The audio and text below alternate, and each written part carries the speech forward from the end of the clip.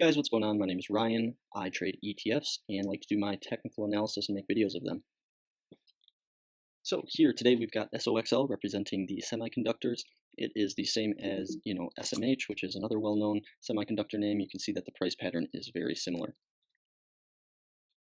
But for SOXL, we can see here that we have a long-term Elliott wave and perhaps a overthrow pattern. We're going to get into all of this, but this week I learned a lot about phases of the market just because I'm seeing a lot of topping action in many sectors. And basically what it says is that there are three phases to a bull cycle. There's phase one, which is the accumulation phase, phase two, which is the markup phase, and phase three, which is the manic blow-off phase. And I think that we are in phase three, and we're seeing the manic phase blow-off phase. The reason that I think that is because phase one, basically, this is the accumulation where the major buyers step in. They're looking to hold it for several years, and this is basically the smart money. Phase two is when the retail traders start to step in, and they see how high it's going, and they all step in to try and ride some of this action up. This is called the markup phase, and each of them get progressively higher and progressively they rise progressively with more volume or more velocity at each level. So this one is fairly sideways, upwards momentum. This one we see an increase in momentum, and this one is just an all-out let's race to the top, basically. So what I was most interested in is reviewing a bunch of articles and examples of what happens in the third phase, the manic blow-off phase.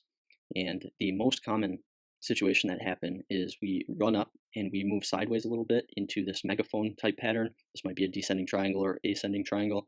And then we have one final leg upwards into a head and shoulders. And head and shoulders is a major reversal pattern.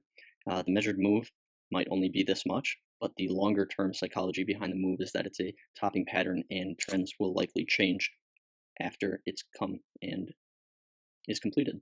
So this is for SMH. This is just an example of the phases here. I like to show this, and this has been a massive bull run in semiconductors for the better part of the last 8 or 9 years here. So this has been a full mature bull market, and I think that we are entering the part of phase 3 where we start to slow down and move sideways. Let's go to the daily and let's go back to SOXL because I have more technical analysis. As far as Elliott waves come, we have our 1, 2, 3, 4, and 5. And I have shorter term Elliott waves, but what I've been saying in my videos for the previous weeks is we were in this nice uptrend for a long time. And recently we broke out of it and we created a higher unsustainable channel upwards. And I was saying this was unsustainable right about here once we broke out above this. And I was worried for several weeks because it just continued to move higher. I was worried for about 2 weeks. I was saying, I really think this is going to move lower at some point. It cannot just keep on running up, and we finally see that. And what's interesting is we actually broke out of this medium-term channel here, and we fell back into this longer-term channel. So what we might expect to see is we drop down into this longer-term channel, our original channel, and we came back up, and we were trying to test and get back into this shorter-term, more vertically sloped channel. But we're having some trouble with that, and we can see that based on the wicks here. We can see high wicks all the way every time we try and get back up into the channel. We have yet to have the actual physical body of the candle close in this range again. So there's a lot of indecision going on right here, and let's take a look at that on the 2-hour chart. So on the 2-hour chart, I haven't changed this much from last week, but we had our overthrow pattern right here marked by a lot of profit taking on this wick. We had this medium-term Elliott wave where we come up, we have our 1, 2, 3, 4, and 5. Marked by our overthrow.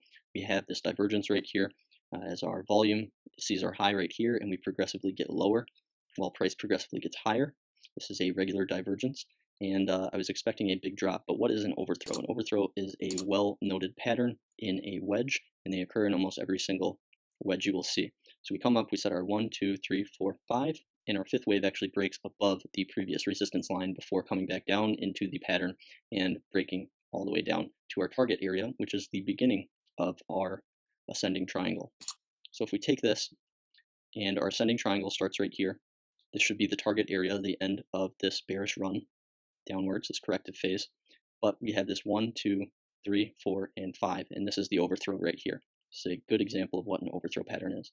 So my prediction going back to last week was that we were going to fall down, set in our A, come up, set in our B, get rejected off of the 61.8% fib line, and come down to make our full retracement here at C. We have yet to come down to C, and at the moment, this is all I'm predicting, is that we come down to C, and there are several indications of this on shorter time frames. So let's go to 1 hour, take a look at those shorter time frames. 1 hour, again, I have here in text that it's the original beginning of the wedge, as well as an area of consolidation. We basically had no consolidation here on the run up, and so it was easy for us to break all the way down on our way down. Now we're coming into some weak consolidation here at the 38.2% fib. This is fairly weak, but what's stronger consolidation pattern is in this range right here. We see a lot of price movement. This has formed a sturdy base for us to come down here to. And that's my rationale for us coming all the way down here to this 23.6% fib. And this marks a massive drop for SOXL. This is $95 right here, and this is about $78.50 down here. So there's a lot more downside to come in my. So for the longest time, and we can see here for this Elliott Wave I have in here, this was an extended 9-wave pattern, and they don't happen all that often. That's why I'm going back and referring to them.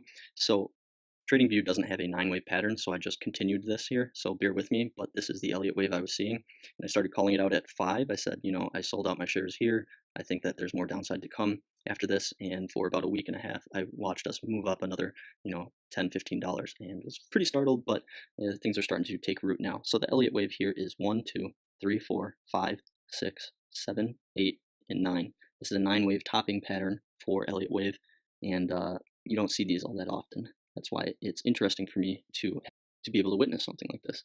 So here in this channel right here is my target 2. My original target was right here, and my target 2 is down here. I've since deleted this target because we've already reached this target, and I'll be accumulating a boatload of shares down here in semiconductors at this lower price range down here. However, if we can start to identify what might be a new pattern playing out here, and let's go ahead and see where we're at.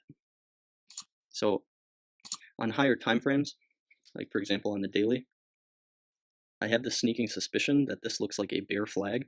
We come down and we're flagging out sideways slightly higher, and we could see a move lower. So keeping that in mind, we'll go to the 2 hour, see if it's still relevant on that. Yep, we see kind of a flag pattern taking place here. But once we go to the 30-minute, we see that this is not exactly a flag pattern because this is higher than over here. If this high wasn't here and we just drew it from this would be a legitimate flag pattern. However, to me, this looks a little bit more like a symmetrical triangle. So let's go ahead and draw this symmetrical triangle. Something a little bit like this. Let's kiss these up. And so what would the waves of a symmetrical triangle say about this?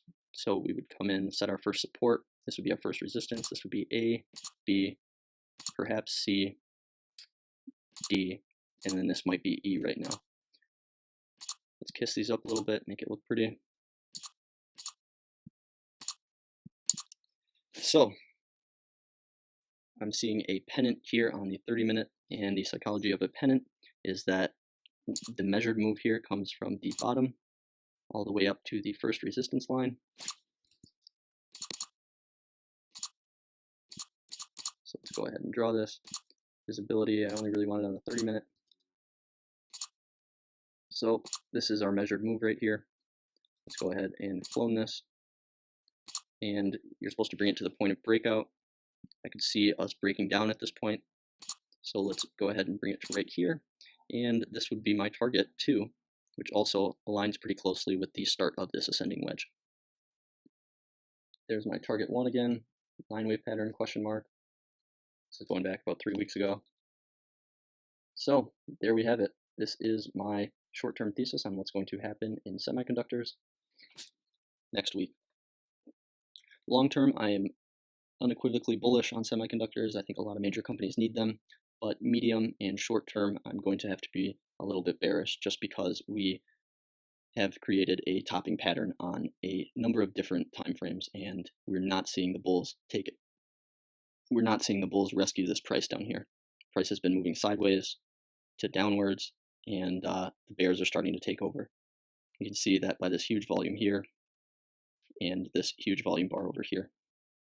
So target for next week is going to be somewhere in this $82.50 to about $80 range. And I will stop back in tomorrow, or I'll stop back in next week and see how we're doing on this prediction.